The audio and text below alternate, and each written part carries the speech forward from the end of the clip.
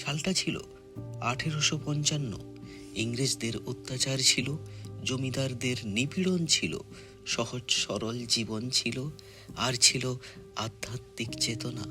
তৎকালীন সময়ে এক বিধবা নারীর অপরিসীম কর্তব্য চেতনা, স্নেহময়ী সত্তা, কর্মদক্ষতা এবং আধ্যাত্মিক মানসিকতার এক অনন্য কীর্তি হয়ে দাঁড়ায় দক্ষিণেশ্বরের ভবতারিণী মন্দির।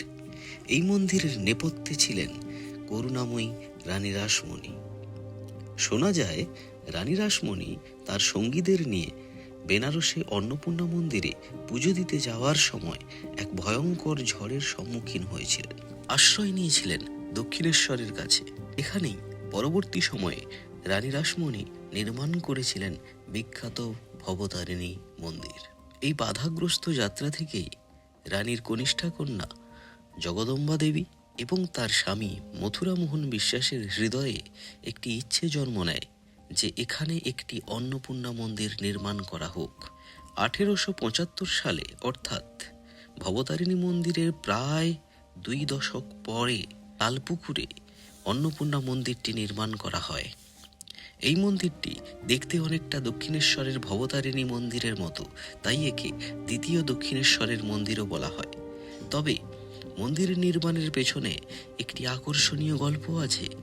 জগদম্বা দেবী স্বপ্নে নির্দেশ পেয়েছিলেন যে তার মার গৌরব অতিক্রম করা উচিত নয়, তাই তিনি মন্দিরে সিংহদরজা, নাট মন্দির, ভোগঘর, এমনকি অন্নপূর্ণা মন্দিরটি অনেকাংশে ভবতারিণী মন্দিরের মতো নির্মাণ করলেও মন্দিরে 12টি শিব মন্দিরের পরিবর্তে 6টি শিব মন্দির নির্মাণ করার সিদ্ধান্ত নিয়েছিলেন।